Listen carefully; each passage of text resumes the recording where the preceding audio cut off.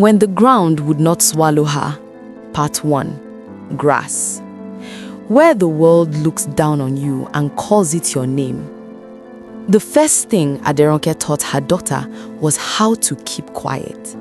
Not because silence was golden, but because noise attracted hunger, anger, and men with wandering eyes. They lived in a one-room shack at the edge of Oke-Iya, where the red earth met broken dreams. The roof leaked during the rains, the walls sweated heat in the dry season, and the floor was bare cement, cracked like an old woman's heel. Every night, Aderonke spread a faded wrapper on the floor and pulled her daughter close, their ribs touching, their breaths sinking like a quiet prayer. Her daughter's name was Morẹ. She was 6 when she learned that hunger had a sound. It wasn't loud, it whispered. It whispered when her stomach folded in on itself during the night. It whispered when her mother drank garri soaked in water and lied that she had already eaten. It whispered when neighbors cooked pepper soup and laughter drifted through the thin walls like mockery. Aderonke used to be someone once. That was the tragedy. She wasn't born poor. Poverty came later, like a curse that lent her address. She had gone to secondary school, she could read English well, even write letters for women in the market whose husband worked in faraway cities. She had once worn clean dresses, once laughed without checking who was listening, once believed that love alone could save her. That belief ruined her. The man who promised her forever left her with a swollen belly and a phone number that stopped connecting after 3 months. By the time Morẹ was born, Aderonke had learned the difference between being abandoned and being erased. Her family told her to return home without the child. She refused, so they refused her. That was how a woman became grass. People stepped on her without noticing. Every morning before sunrise, Aderonke tied Morẹ to her back with a wrapper that had lost its color and walked to the main road. She sold sachet water under the sun, her feet planted in dust, her voice hoarse from calling out prices nobody wanted to hear. Pure water, oh, cold pure water. Sometimes men looked at her too long. Sometimes women looked at her with pity, sharp enough to cut. Sometimes nobody looked at her at all.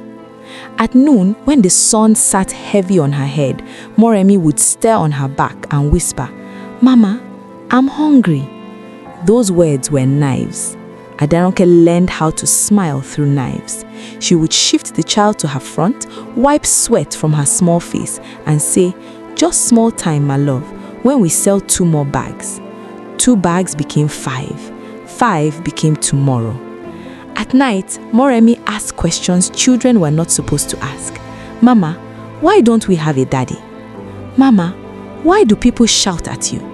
Mama, when will our house be fine?" Aderonke only answered, "One day, everything will make sense."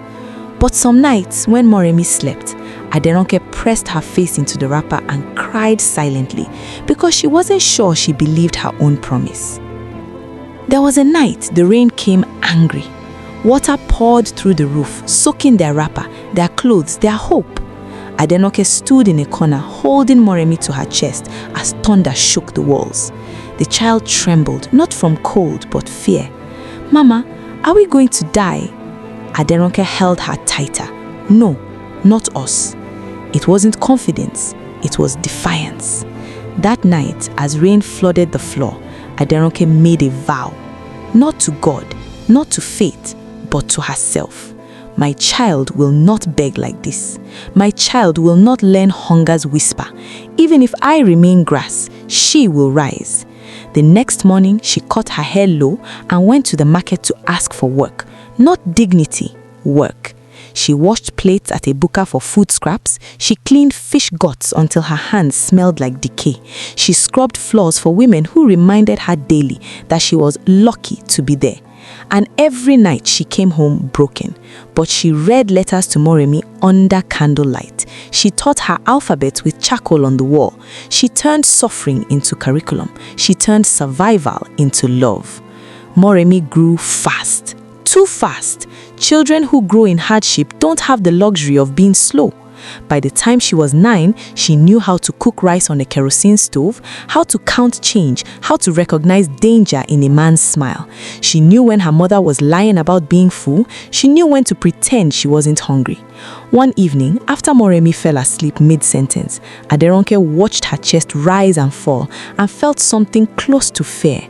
What if love is not enough?